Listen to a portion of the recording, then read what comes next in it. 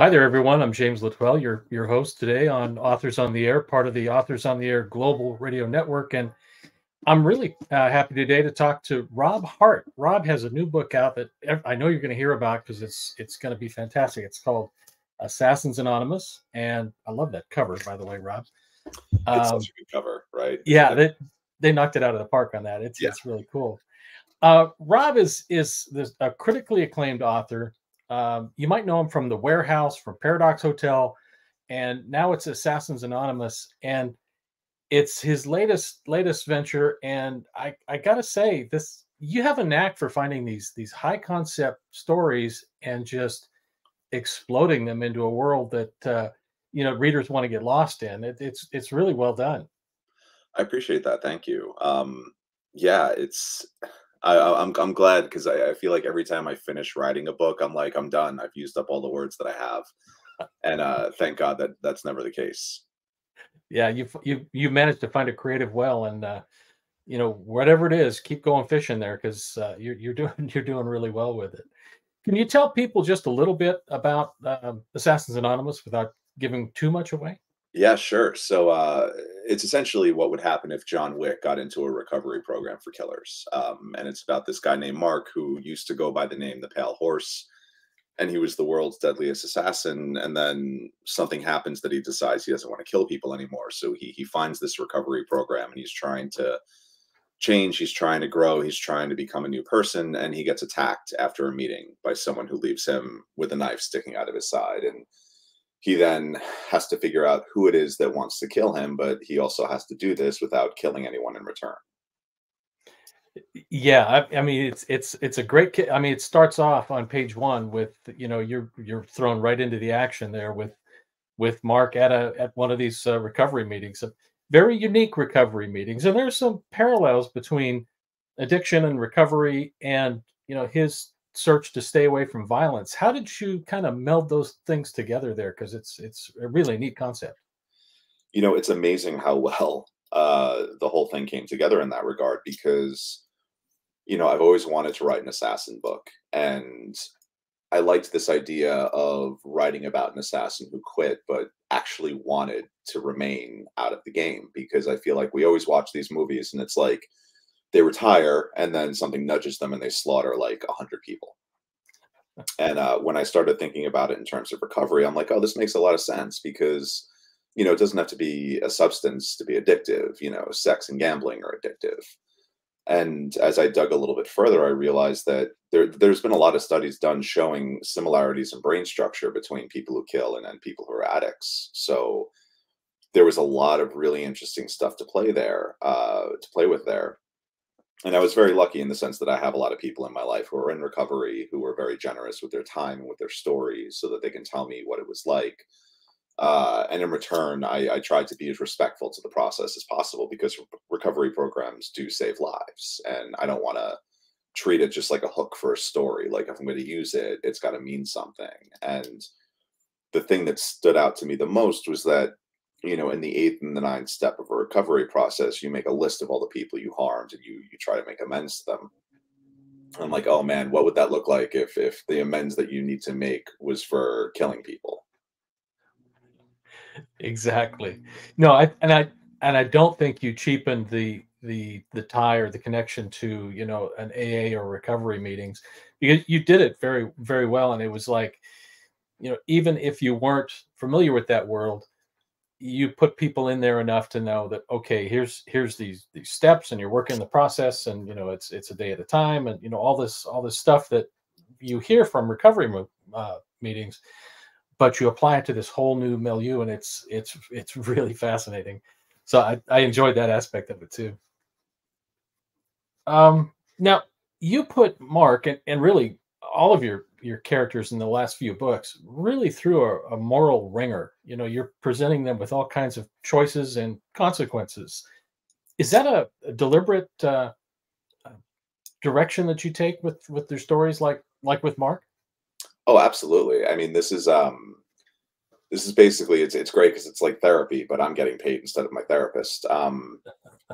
It's every book is me trying to figure out something about myself or get to some place that I want to be. And again, like this book was very much about, getting to a point in your life where you realize like, oh wow, I've made some mistakes and I want to be a better person. And what is that going to take? And it was just it's kind of like where I was in the moment that I was putting the book together. And I'm really happy that that's kind of where I was because it gave me the opportunity to sit down and dig into that for myself. No, I get that. And you have a way with creating characters in your books that I mean immediately, even though, Mark is an assassin and has some baggage that he's carrying around, you're really kind of rooting for him to make that shift, make that change. How do you go about creating a character that much with that much dimension that people can really gravitate to? I mean, you did it here, you did it in Paradox, and you did it in especially in Warehouse. I mean, how do you go about doing that? I think for every character, it's always finding something to latch onto that makes them special or unique. But with Mark, I made a very deliberate decision very early on to make him very charming and very funny. I wanted him to be the kind of guy that you would just want to hang out with, that you want to be around. One, because I thought it was an interesting juxtaposition of then he's literally one of the most dangerous people who's ever lived. But also, I knew that as a reader, if you didn't love him by the time you got halfway through the book, you could very easily put that book down and walk away because of the things that he does. And that was sort of like both the fun and the challenge of playing in that moral gray area of writing an assassin story because we tend to lump assassins in with that sort of archetype of the gunslinger and the private eye and the Ronin Yeah. samurai, where they go out and they have their sense of justice and they may kill people, but they're killing the right people. Hmm. But at the same time, every person they kill had someone who loved them, and that person's life is worse. Sure. And that's not any kind of like indictment of the genre or anything. Like I love these stories, but I just wanted to dig down a little bit into this idea of killing carries weight. Yeah. It's not as simple as just shooting someone in the head and walking away. No, and you do that well. I mean, you get a sense that there's been a pebble thrown in a pond, and these ripples kind of come out, and everybody affected by that, is real, and it happens. But no, that was really cool. Now, Mark, and in the Warehouse as well, you have your character kind of fighting back against a larger system. Um, he's really up against other forces that are kind of pinning him down. How did you kind of develop that line of the story? That's just always kind of naturally where I go. Okay. In terms of the fact that and it's something that for myself I like to be mindful of when I'm writing, especially when I'm writing crime fiction, is that a lot of the problems that we experience on a street level are the responsible of a rich person in a boardroom who wants to be richer. And it's why like my fifth book in the Ash McKenna series, Potter's Field, deals with the heroin Mhm. crisis on Staten Island. But I made sure to point out that that heroin crisis was created by pharmaceutical companies that covered up research about how addictive opioids were. Um, I always feel like the biggest enemy is the one that is sort of behind the door and behind the curtain. And that's where, because that's where power lies. And that's where those decisions are made that sort of trickle down and affect everybody else. So, I mean, that is the biggest bad guy for me is always going to be a guy in a suit. Yeah, I agree, and well done again. Now, I saw some news on social media that kind of tickled me a little bit. You just turned in a sequel to this book.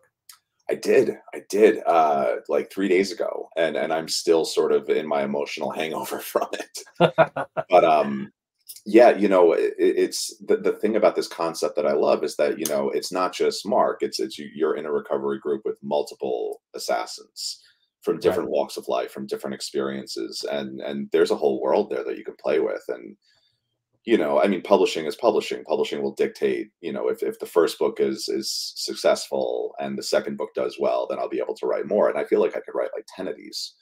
Because the fun thing is that for the second book, I sort of put the focus on one of the other characters. Like Mark is still Okay. there, Hmm. but now there's another character who we're digging into her past, and we're dealing with a situation that she's caught up in, and it's just it's really fun, and it's challenging too because like a lot of the first book is Mark being like, well, I'm really good at killing. Kind of want to kill this guy. I shouldn't kill him, and every Yeah. book can't be that. It can't be. Well, I Right. really want to kill this other person, but I shouldn't kill them. It's got to be sort of like a bigger and more complicated emotional journey than that. So I love this idea of just making the impossible decision every time I sit down to write one of these of like, how do I make this work this time and make it the same but different, but grow the characters and continue with this concept. Yeah, I know. I thought that was great that you're doing that. I really like the approach of looking at maybe other people in the group. That's a great idea. Yeah, I Now, think that's the best way to do this is like, because there's a degree to which like Mark gets his moment of catharsis at the end. So it's like now I got to go like now he gets to be Yoda. He gets to be sort of like yeah, the guide. yeah, yeah. Some of the characters, I really don't want to call them secondary characters because they're. I mean, they're really well done. So I'm actually looking forward to seeing who's next in the storyline here. That's outstanding. I'm kind of keeping it under wraps a little bit Yeah, because a lot of the things in the second book kind of reframe things in the first book. So gotcha. I'm now again have put myself into another impossible situation where like I have to promote this book after just finishing the sequel and then being like, well, what can and can't I talk about? Right. No, that's fantastic. So, you've come up with, this is a fantastic concept, and and I and I think it will, trickle off into several, books after this because this is one that people are going to want to gravitate to and pick up.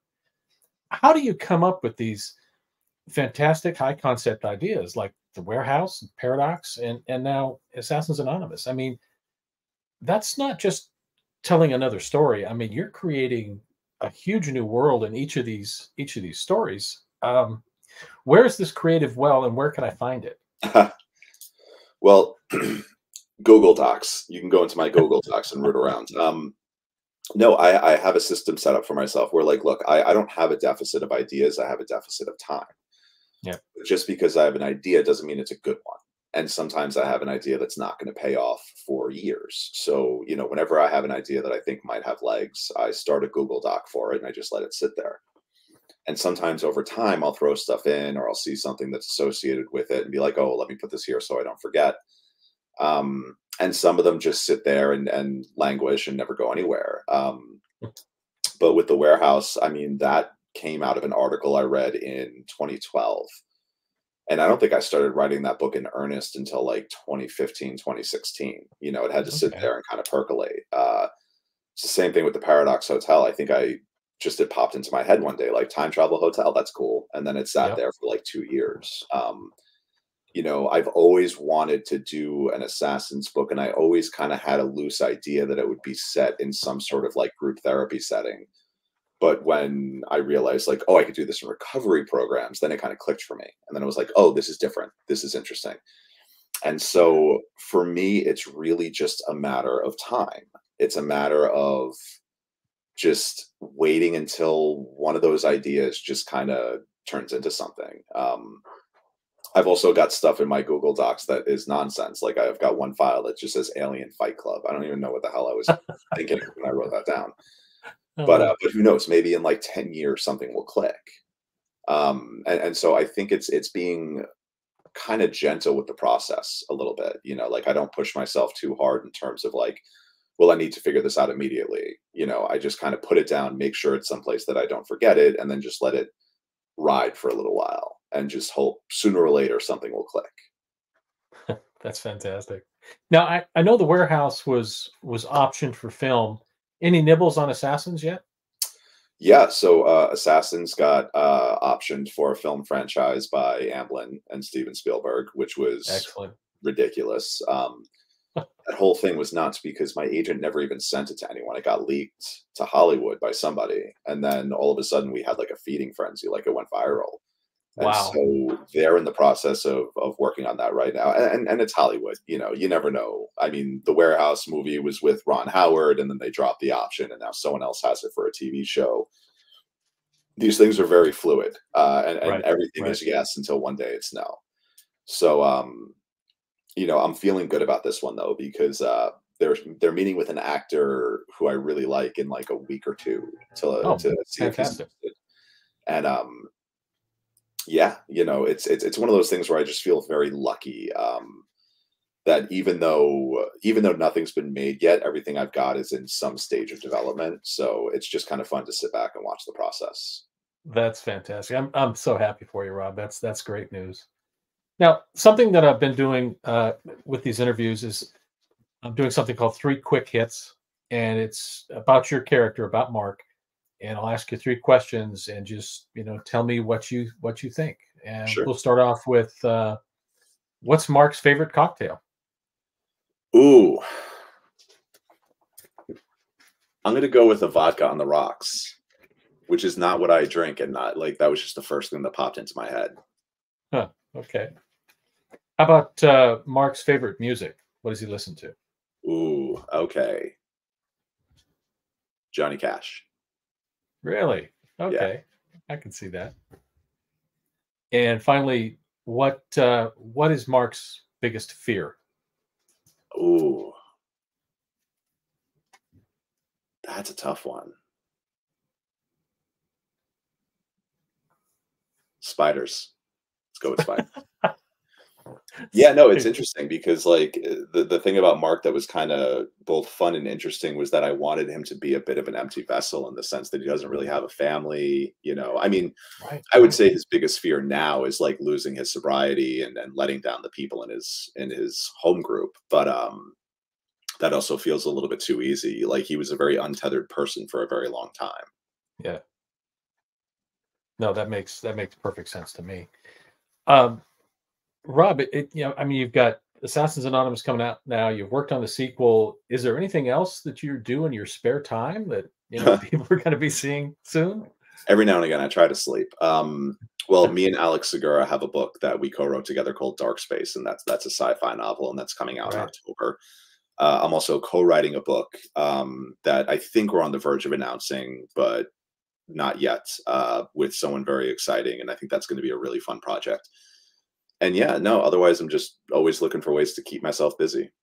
That's fantastic.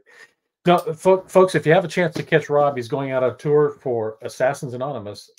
You'll want to catch it. You'll want to catch Rob and pick up a copy of the book. I think this is going to get a lot of buzz, Rob. I have a good feeling for it. Fingers crossed. Thank you so much. I appreciate that. Fingers crossed. Folks, we've been talking with Rob Hart, the critically acclaimed author of Assassins Anonymous. This is one you're not going to want to miss. So go ahead and grab your copy now. And congratulations, Rob, on another fantastic book. Thank you. Thank you. Thanks. And thanks for spending some time with us on Authors on the Air. I love authors on the air, of course. Take care, everyone. Bye now.